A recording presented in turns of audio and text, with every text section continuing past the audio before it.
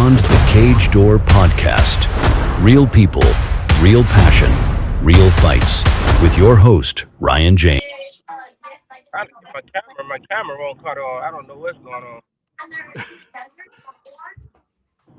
What's going on? What's going on? I'm your boy Ryan James, and welcome to AFP Beyond the Cage Door podcast, where we go in depth in the MMA cage, and we just kind of ask some questions and we really dive deep into these guys' careers, not only in the cage but outside the cage. Today we got a great show. Today we're going to be featuring some of the professional. We got the bantam weight, and then we got the middleweight. Am I correct on that, guys? Correct. Correct. So I am here with my man Myles Robinson and David Richardson. Thank you, fellas, for coming on today. Thanks for having Uh, us.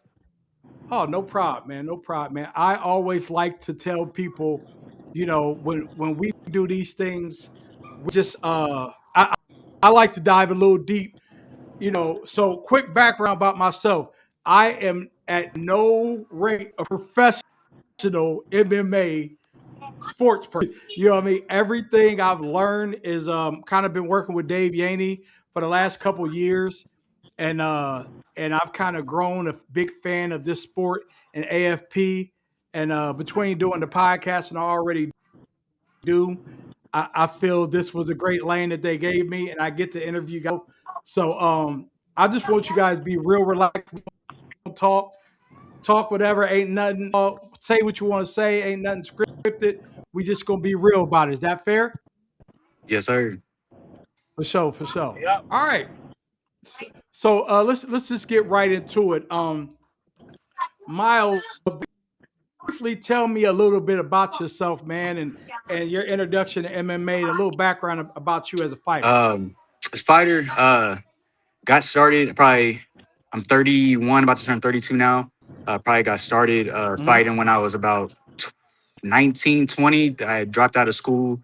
Um, One of my friends, AJ Dobson, had some car problems and invited me into the gym because he needed a ride. And we had kind of talked Right. about it. He was kind of already into it, and I had a little bit of interest. Brought me into the gym for the first time, and really, ever since then, it's been a part of my life. Had about 9 amateur fights. This isn't really my first fight. I know I'm bumping up a weight class this time around, but as an amateur, I spent most of my time at around 205 and 185 was most of my amateur career. I didn't start fighting at 170 until I turned pro. Um, but really, like to go out there, put on a show, have fun. This is kind of just a way for me to kind of express what I do in the gym, and I go out there and put my heart on the line every time. So I go out there and you can see a kill or die attitude, a kill or die mindset. I like to push the pace and really just have fun. I like to put a show on for the fans and kind of show my character through my actions out there. So everybody that's So coming out to see this, it's my first time in Columbus fighting probably since I was an amateur. So looking forward to putting on a show with David and seeing a lot of family and friends there. dope, man. Like so, one thing I've seen. Actually, I was telling my friend, and I'm here in my studio now, and we were just got done recording some music because I do music recording outside of That's this, awesome. and he Yeah. telling him like a few people. I'm like, man, I'm about to interview these two guys, and he looked at your profile, like your pic on there. He was like, man, dude looked like he been fighting all his life. Like Yeah. he looked like he just been, you know what I mean? He looked like he just been brawling since a kid. You know what I mean? Yeah. Like he not look on your face. You know what I mean? It was just Yeah. like, you when you said that about I go in there with all my heart. Yeah. That's you know what I mean. It's just like you can look at that. And what would you say people say the most different? I mean, about your style? Is it more technique based, or is it you see a lot of heart? Um, I think it's technique based. So I mean, really, so I trained out of Immortal.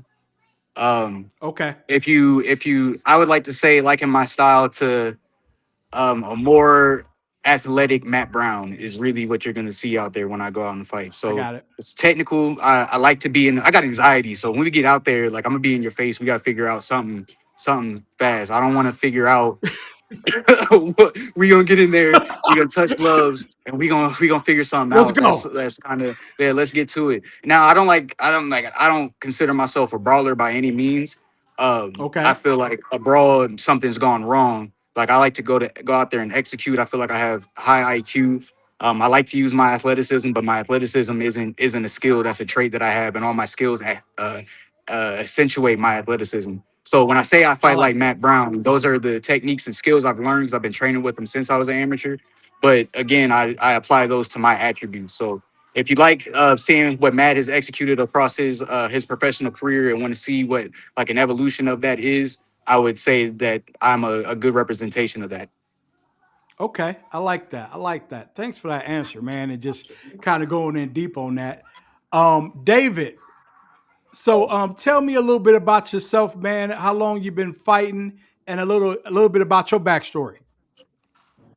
Um, I've been fighting since I think around 2020, 2021. After I finished wrestling in college, I just wanted to stay active and keep, stay young pretty much. Um, and I just started from there. Right, I started like right after I graduated. Um, in the past few years, I've been training on and off, not really consistent as I should. But you know, Right. So, what would you say? I mean, if anybody was to explain your fighting style, what would you say your fighting style is? to be honest, and I in this fight game, you're always evolving and developing. So I won't even say I so much have a style.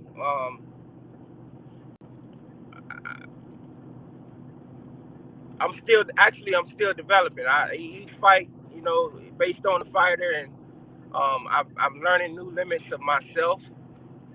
Okay. So I would just say I'm continuously, getting better and learning styles about myself and just being confident in those styles in practice, so that when I'm in the cage, I'm able to do, those things that I'm learning while in practice. I like that. Would you guys say, far as in your MMA career, because you guys are both in the professional development of your MMA careers, what would you say is a pivotal moment in your career that shaped who you guys were going to be as fighters? And Miles, I'll let you start.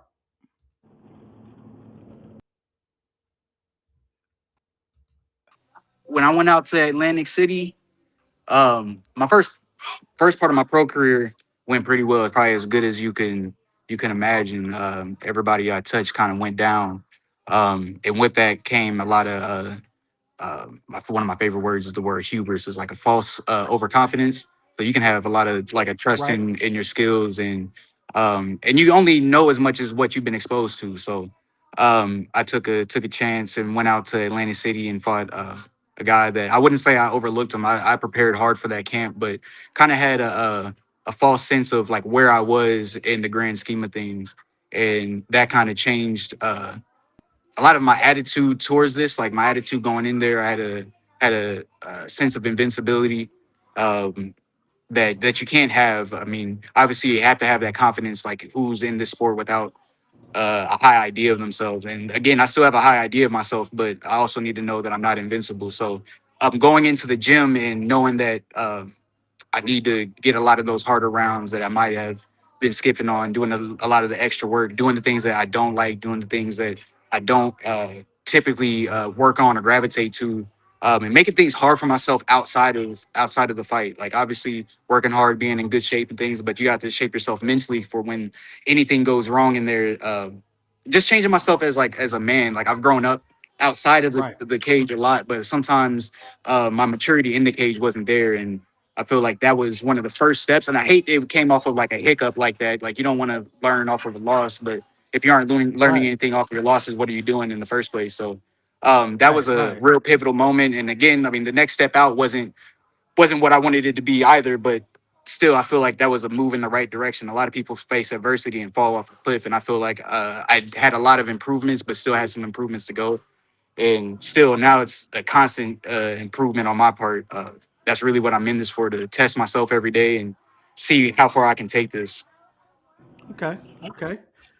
David, what would you say the most pivotal moment in your pro MMA career has been?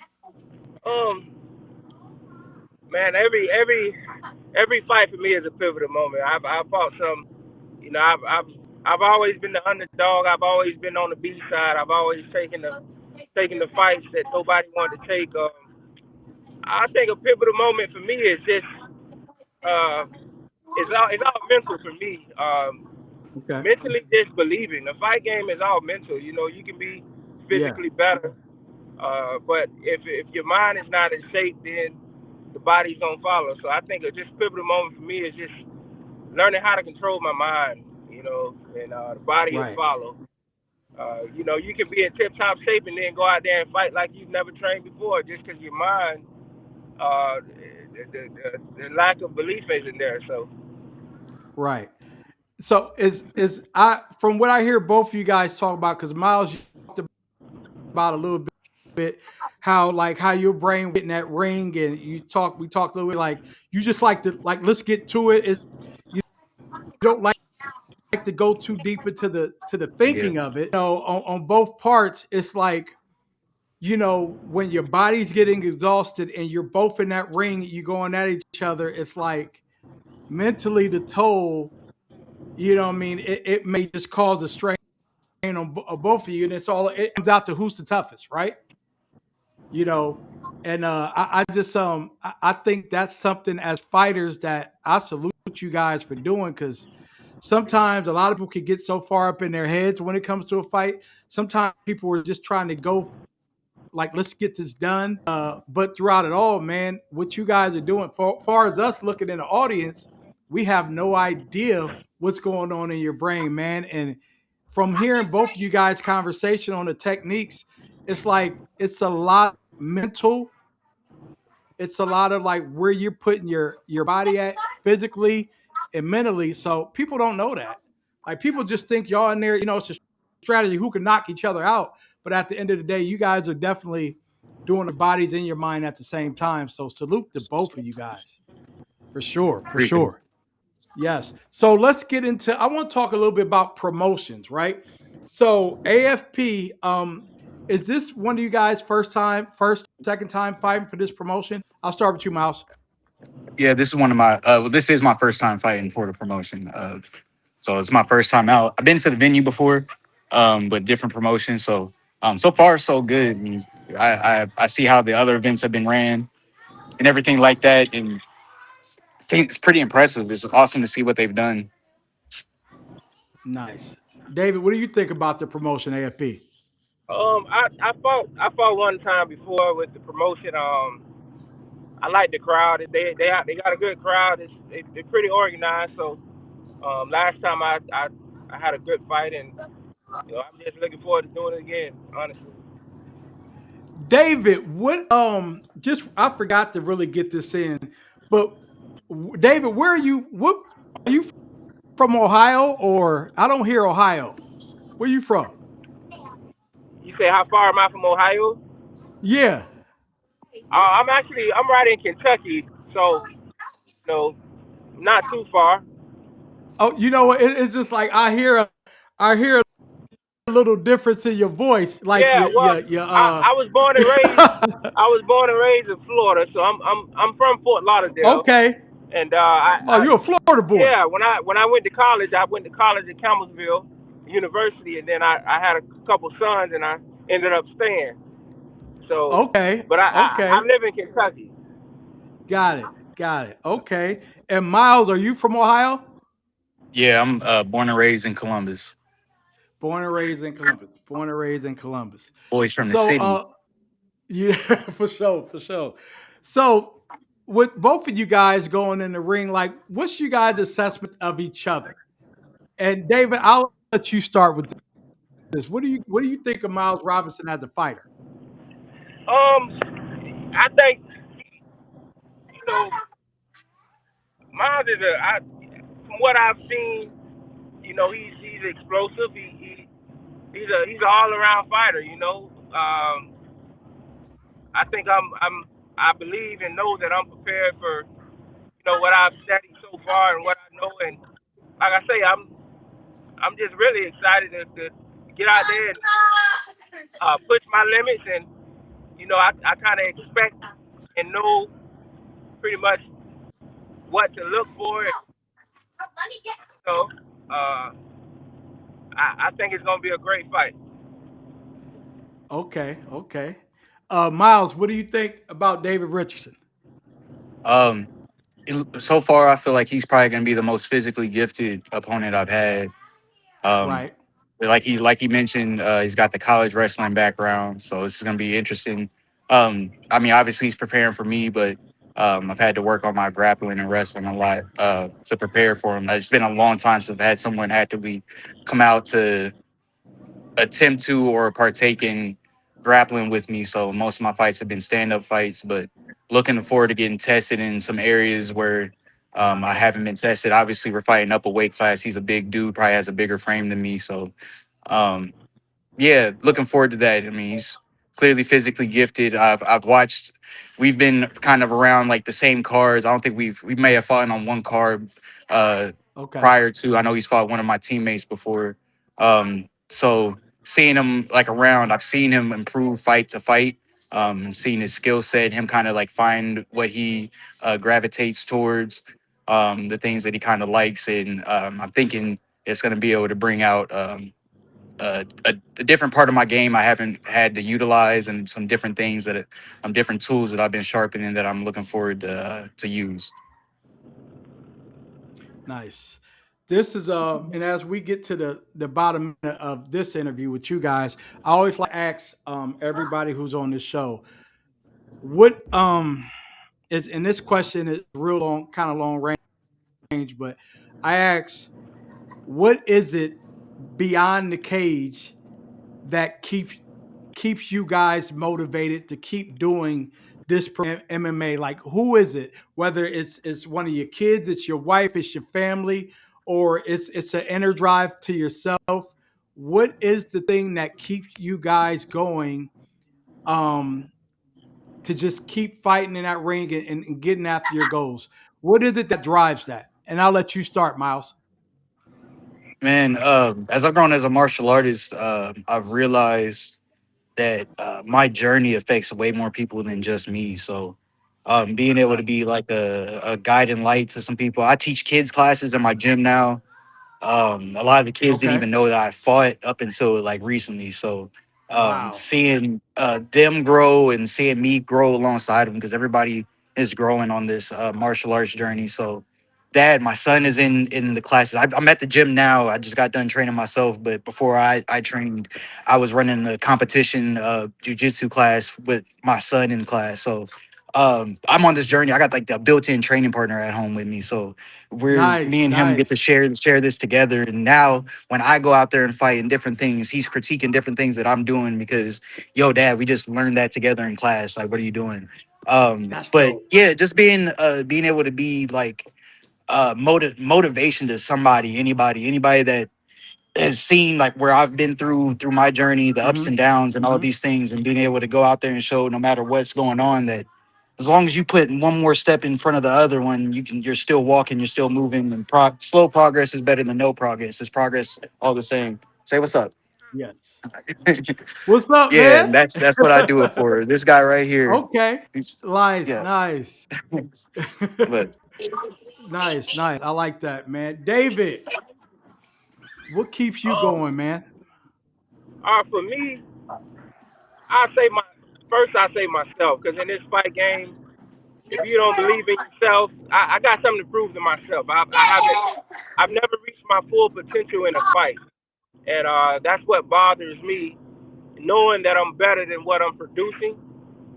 So number one, self motivation. This is for me. At the end of the day, people will leave you, people will fail you, but it's all up to you to honor yourself and be a winner for yourself. And then my sons, when they grow Nice. older, I want them to look back and see daddy with a winning record, not a losing record. So, That's right. I'm gonna fight until until I get above the losing record. I'm gonna fight, and like I say, this camp was a little different for me. I pushed myself to limits I never pushed to before. Had to make some extra sacrifices. I know, Myles is coming in, and I see that the heavy, arms he got and his striking. So I want to make it a fun fight. I want to stand up and exchange with him. I want to test his power for my power. I want to take. I want to give. So I really had to push myself this camp. And like I said, for me number one, and then for my sons, they'll be able to look on YouTube when they get older and see what daddy did. Nice, man. Well, fellas, man, I'm glad you guys just chop it up with me and tell me a little bit about yourselves and your background as fighters, man. And much luck. The best of luck to you guys at AFP 5, February 21st. First of all, I want to any shout outs for any of you guys. Feel free to let them go. Myles, I'll let you start.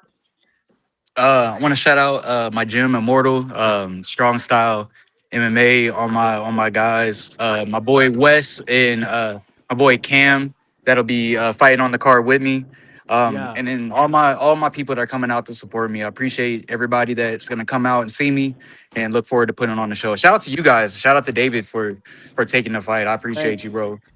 Yeah, Let's get out there and definitely, do it. man. For sure. And make sure you stop, you guys, any of you guys. I will be live podcasting there. I have a booth, so make sure you guys stop by and check me Yeah, out. for All sure. right. David, any shout outs? Well, I want to thank God first, and then I don't have a Yes. Amen. big circle, big team, man. So I thank God first, and I thank my dad. My dad always in my corner. And then shout out to the few fans that I do have that believe in me, but most of all, God, my dad, and my son. Honestly, I'm thankful for always thankful for opportunity. So I thank Myles for giving me this Definitely. fight and the promotion. And like I said, I'll be ready. All right, man. I appreciate both of you guys. And you see it. We got the professional middleweight matchup, Myles Robinson and David Richardson, February 21st, AFP 5 at Cherry Valley Hotel. Fellas, I thank you for stopping on. Man, much luck. I will see y'all February 21st. All Yes, right. sir. Thank you. Appreciate you. All right. Peace. Peace. Yep.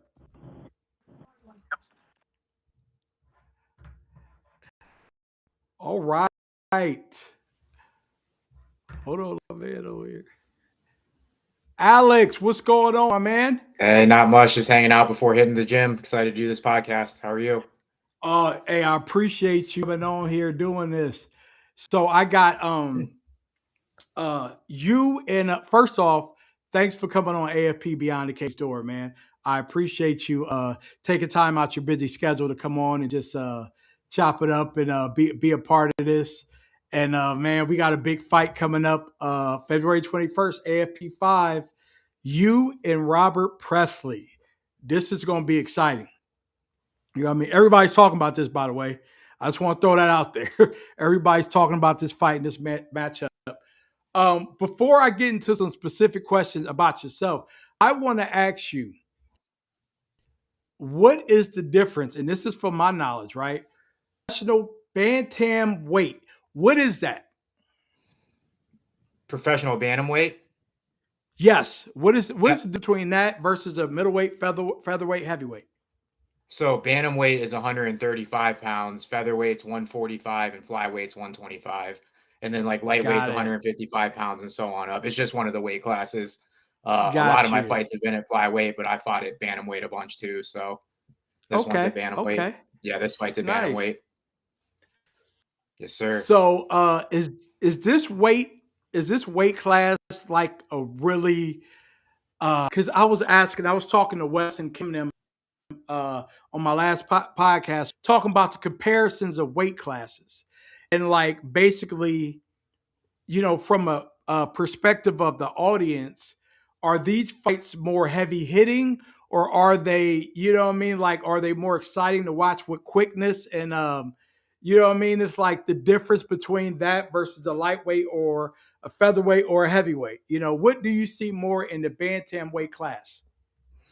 So like with bantamweight and flyweight, there is a lot of heavy hitters and stuff, but it's known for being like an action-packed weight class, Got where it. it's like it's going to be go go go the entire time because like we're smaller guys, so we have more energy, and I don't know. Yeah. That's usually how it ends up going. But Yeah. No. No. Right. it's not that there isn't highlight reel knockouts or submissions and stuff in those weight classes either. So, but it's Yeah. tend to be known for more action. Nice. Nice. So, getting into it, Alex, and how I pronounce your name, is it Ponair? Poinar, the little flyer Poinar. thing spells Gotcha. it wrong right there, but that's all right. Poinar. It's I like got it. Poinar. Poinar. I'll Yes, have sir. to. I'll let our people know about that. But Oh, it's all they. good. So, tell me a little bit about yourself, Alex. Just your background, where you're from, how long you've been fighting. So I'm born and raised in Greentown, Ohio. It's like a little suburb, like I don't know, 8-9 miles north of Canton, Ohio. Born and Got it. raised there. Been in martial arts since I was 6 years old, and I mean, wrestled from middle school through like the years in college that I went to college. And I mean, I started doing jujitsu and wrestling at the same time in middle school. And like the place that I trained at when I was like 6 doing martial arts, the guy would always like show us like MMA stuff and all that growing up with like the actual traditional martial arts. So I've been training it for a while. When I stopped wrestling in college, like I always wanted to fight. That was always the plan. I decided I wanted to like pursue MMA, and that's when I started my amateur career like 12 years ago now. And Mhm. right around that same time, I started boxing too, and had a pretty good amateur career. Had some struggles going pro in Ohio because some of their rules are a little bit stricter to go pro, Right. even though I was ranked number one at 125 and 135. Wow. I just needed more fights, and it was hard because there wasn't like a ton of guys in each weight class to get all those fights that they wanted you to go pro. So I was stagnant for a little bit. And then I ended up getting like an amateur fight for a belt that approved me to go pro in another state. And had an opportunity to go out and train in Las Vegas. I was helping Jessica I at that time for two of her Okay. fights, or for a few of her fights. The one that she trained in Ohio in it was the fall of 2018. Like we all trained with her, and she went to Toronto, Canada, and won like a number one contender fight by split decision, and was fighting Valentina for the belt. And she was like, "Hey, I need to move to Vegas to like use the UFC Performance Institute and trained at Extreme Couture, which is like the number one gym at the time in the world, and like used all those resources." But she's like, "Hey, I want you to come out for a part of my camp and like see what it's like, before you go pro, and like, so you can measure yourself because the best guys in the world are there." And it was like my Yes. first day there. It was just like being in Disneyland for, fighters. And like my entire journey out there is like, you can Right. write a book on it. It's been pretty insane, just like how everything's played out. But like, going out there and realizing that, like back home in Ohio, I grew up training at East Coast Martial Arts in Canton, and it's like a really good gym. And I went to like a really good boxing gym and had like really good like wrestling partners and all that stuff. But there wasn't a bunch of like gyms that I could put it together at, like full MMA wise, like full MMA training and stuff. And when I visited out in Vegas, it was just like, all right, if I'm going to try and do this, this is where I have to be. It's like if I was in tech, it'd be like being at Apple. You know what I'm saying? Like working at Apple. Right. Right. So I Right. was just like, all right. And I was coaching wrestling and running a relatively successful business at that point, and decided that my dreams for MMA were bigger, and sold out of the business that I still help out with a bunch and have a role with, but sold out of the business so I could move out there 7 years ago and started my pro career. And fast forward 7 years, now we're here. Wow. That's all. That's an amazing story, man. Just kind of taking a risk on something you love and getting after it, man. That's awesome. So, For how sure. would you explain your fighting style? I mean, I think that once I get to put more body of work out there, you'll get to see that I'm the most well-rounded fighter on the planet, that I have elite skills with my Oh, striking, with my grappling, with yeah. my wrestling, with my fight IQ, with my cardio. That I have elite skills. And once I get to put more body of work out there, people will get to see that in full. But a lot of my fights, like, end up with grappling and all that type of stuff. So a lot of people just label me as a grappler, which is true, but there's definitely more to my game. But a lot of my fights, I usually, we end up grappling. So that's what a lot of people just assume. They don't realize that I've been boxing for, 10, 12 years too, and doing jujitsu just as long as I've been wrestling. So. Right. So when you say like, a lot of times the grappling does happen, is it something you've put into your whole repertoire to like always be prepared for, or like do you still like to stay focused on a lot of your boxing roots and stuff like that when it comes to a fight? Um, I like, yeah, like I'd say we do like about a.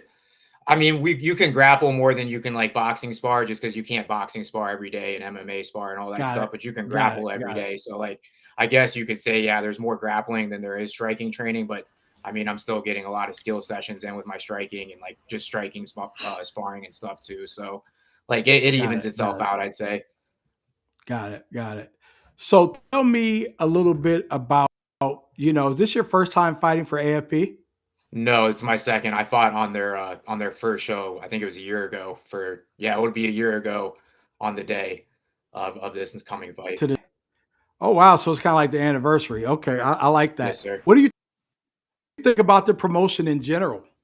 Outstanding. Like I said, I mean, my career has been 12 years. I fought all over the country. I fought for Mhm. really good promotions. I fought for promotions that said they were really good, and it was just like, what is this? And out of all of the experiences, like, in saying that I fought at the first show, like I've helped corner at like two other of their shows too. I mean, Uh-huh. people they're just starting, so like your people are starting to hear about it. But in a couple of years, like AFP is going to be the regional show. Once they get like some more XP under their belt, that's the only thing that they have to like that they need right now. You know what I'm saying? Like the Yeah, promotion, the production, how they treat the fighters, like just like David's amazing, right. the whole step, Michelle, Kayla, Nicole, they're all Oh like they yeah. take care of you, they communicate, they make sure that like you don't have to worry about anything. I mean, they take care of little things that no other promoter like ever thinks about doing or ever considers, like to make it easier on us. You know what I'm saying? And just the production's awesome and the communication super easy. So like I think they're definitely going to be the best here soon. I think they're my favorite to fight for Nice. sure. Sweet. That's good. That's good news. That's great feedback. Because Dave's a great guy, and I think everything they've been doing has been great as far as with the promotion and the fighting and how they treat the fighters. And I see my man Robert Presley has joined us. Robert, you there, my man? Yeah, I'm here. What's going on? What is going on, man? First of all, thanks for you know what I mean, for just still being able to come on to the actual podcast.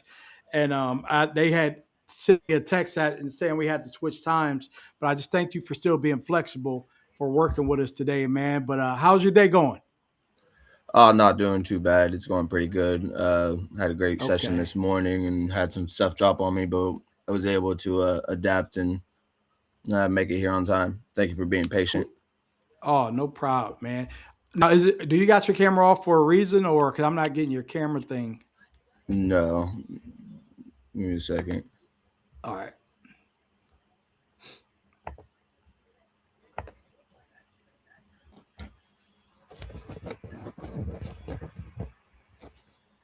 There we go. Sweet. There we All go. right, now we're ready. So real quick, Robert, just like as you know, I got my man Alex on here, and you guys are going against each other. But I already asked him some pivotal questions. I want to start with you. Give me a little bit about yourself, a brief background, where you're from, how long you've been fighting. I'm from Newark, Ohio. I'd say I've been fighting for every bit of going on 12 years. I started off with Muay Thai when I was 13. I fought in the Arnold and kickboxing and Muay Thai for like 2 years, and then transitioned into MMA when I turned 18. Nice. So hometown, right? We're fighting at the Yes, sir. hometown. This is going to be lit right here. This is going to be It's gonna be lit loud. right It's here. gonna be Oh loud. yeah, it's going to be like nice. You know, what does the community of Newark and the town of Newark think about Robert Pratt and his MMA career? What is the energy going to feel like February 21st? And I have a great support system. I got a great crowd going to be coming out. Sold quite a bit of tickets. They look at me as, not really like an idol or anything like that, Okay. but just someone that's pursuing his career, pursuing his dreams, and that it is possible to make it out of a small town like Newark. Not many people are from Newark that make it out. Newark is just one of those little small towns that nobody really knows about in Ohio. Everybody thinks Ohio, Columbus, but we have some good talent coming out of Newark. Ray Taylor, Trayvon Eller, Keegan. We got some great talent coming out. So it's good for us to be able to be put on the map. Nice. And so tell me a little bit about your fighting style, Robert. What would people say about how you are approached when you get in the ring about your fight style? There is no rhyme, reason, or method to my madness. My fighting style is adaptable. Okay. That is one thing that can describe me. The longer the fight goes on, the more I adapt. I don't just have one style I stick to, more of a freestyle. I can brawl in the times I need to brawl. I can grapple in the times I need to grapple. Yeah. Whatever you want, right? Whatever the fight needs to happen.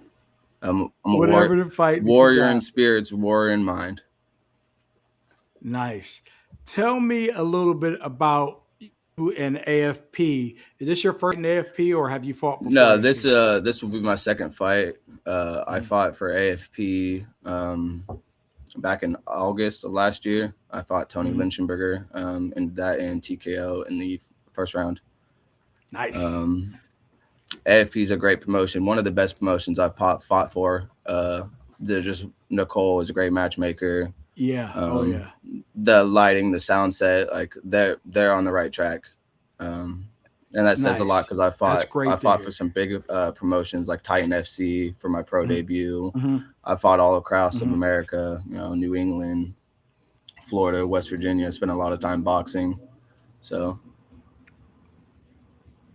wow, nice. So tell me a little bit about I want to talk to you guys both with the matchup and what's your strategy going into it. Kind of have you kind of studied each other's fighting styles, and what do you guys think into the fight? And now, Alex, I'll start with you. And what do you think a little bit about Robert and his style? I think he's a worthy and game opponent. I know that he's taking this serious and training hard for it. So, we're ready to go. My coaches have watched film. Obviously, I've watched a little film, but it's about executing my game plan and my strategies and my skills. So that's what I'm focused on. Okay, Robert, what about Alex? He is a very well-rounded fighter. Watched a lot of his film. Obviously, film study is a part of the training camp. I know that he's out there with a good gym, Extreme Couture out there in Vegas. They got some killers out there. And he's always training, coming out to Ohio and cross-training. I've seen him a couple different times at different shows, and he's always staying active, staying ready. It's going to be a fight. It's going to be a good one. Yeah. Definitely going to be it's definitely going to be fight of the night. Neither one of us is going to back down. We're going to stand in the middle. We're going to bang, and that's what it's going to be. That's right. I like that, man. How do you guys handle setbacks or losses in your career? Alex, I'll let you start. Stepping stones for something higher. Anytime I've ever lost, I've had greater opportunities come into my life. And I mean, it also makes you be accountable for sometimes shit that you don't want to be accountable for, even when losses happen because of skill. And then sometimes losses happen from, that can be perceived as outside things. And it's like, you still have to be accountable for it because you're the one that's got in there, and you have to either feel sorry for yourself or become better from it. So that's what any of my losses have ever taught me. Nice. Robert, how do you handle setbacks and losses? I don't look at them as losses. I've fought like 19 times as an amateur. This will be my fifth fight as a pro in MMA, and then countless of boxing. You win some, you lose some. Right. But when you lose, it gives you something to look back on and say, okay, this is how I can be. How can I fix that? how can I make sure that I don't get beat that way again? Um, it's just a way for us fighters to learn about more of ourselves from an outside view. Nice. And going into my next question as we get to the bottom, like pretty much towards the end of the interview, I want to ask both of you guys, and I always ask this question, and when we talk beyond the cage door, is because I like to kind of dive into the motivation behind what makes you guys passionate the way you are in that cage. I want to talk about what's the motivation and drive behind that keeps you guys going, fighting, and pursuing this MMA career. And Robert, I'll let you start. Well, so I got into MMA because growing up, I didn't have the greatest childhood. I know that's a lot of people's backstories, but I didn't really Hmm. have the greatest childhood. I fell into trouble a lot, found myself in trouble a lot. And then I found MMA and I felt comfortable. And I've bounced around independently for a while. And then I found home at VO2 with Joey and all them. And they showed me that they showed me how to become a better fighter. And then it really clicked when I had my son. I wanted to show him that your name is only as great as you make it to be. You can be anything Wow, you want in life as long as you dedicate great, yourself to it. So that's what's kept me fighting awesome. for a very long time, and it's going to continue to fight because I want to just show him that anything is possible. You just got to do it. That's awesome. That is awesome. Alex, how about you? I mean, there's a lot of motivation, but most of my motivation comes from within. Like I said earlier, I've been doing this since I was 6, and like this is what I wanted to do since I was a kid. So I literally get to live my dream, and a lot of it's obviously intrinsic, but I do have an amazing support system back at home as well. Amazing group of friends, amazing group of family. All my training partners and stuff out here. It's like I get to train with guys that are fighting for UFC titles and stuff like that, and it's just like that's motivation as well. And some of the people that believe in me, like that obviously helps it, but a lot of it comes from within because this is what I've wanted to do. This is what I've done since I was 6, and I'm get to live my dream right now. So that's the motivation. Nice, nice. Fellas, I want to thank both of you guys for just coming on the podcast and just kind of sharing a little bit about yourself as fighters and a little bit about yourself beyond the cage. Any last that you guys want to give, and I'll let you start, Robert. I just want to go ahead and give a shout out to the team down here at VO2 Delta Grappling and all the guys that helped me give the rounds throughout this camp. Just staying dedicated. I want to also give a private shout out to my wife for helping me. Meal prep, stay dedicated, keep my mind on the right track, and then Nice. lastly, I want to shout out to all my sponsors. Gilded Moth Tattoo Studios, the Haunted Hoochie, a home and place, and yeah. Nice. Nice. Alex, how about you? Any last shout outs? Yeah, shout out to all my teams, my main team, Extreme Couture out in Vegas. I do travel back and forth a lot when I'm out of camp. So like my teams back home that, help me stay ready and help me get better, East Coast Martial Arts and United Boxing Club and everybody that helps me back home too. Shout out to my teams, shout out to all my teammates and training partners, my parents, and all of my friends and family and all that stuff. They're going to be at the fight, and also as well all of my sponsors too. Like without them it'd be hard for any of this to be possible, obviously. So thank you, and shout out to you guys as well, and shout out to you for having the podcast and trying to promote this fight, and David and Yes. everybody at Yes. AFP for really trying to make a place for fighters to grow their career and like doing it the right way and actually giving a shit or a crap about us. So thank you for You you know, guys doing that too. Definitely, man. Appreciate that, and that's what we always aim to do more and more. And as we keep growing, we're trying to grow all the platforms for AFP in every angle, for even from media, podcasting to the fighting, and it's a lot more. So thank you guys, and it's all about the fighters and what we do, and to get you guys out there. But I'm excited, man. February 20th, AFP 5 is open at 4 p.m. Fight start at 6. We got Alex. Give me that last name again, Alex. I'm not going to Point art. butcher it myself. Alex Yes, Poinair, sir. my man Robert Presley are going to be going at it. Hometown kid Robert Presley putting on for Newark. Newark is going to be in the building, and make sure you guys all show up for this great fight. It's AFP 5, AFP Beyond the Cage. I thank you guys for coming on, man. And I will see y'all February 21st. I will be there live podcasting. So come by, check me out, and pre-fight, post-fight, come see me. All right. All right. Thanks, guys. Take it easy. Appreciate you, All Alex. I'll right. see you Thanks. soon, Take buddy. it easy. Yeah. Yep. All right.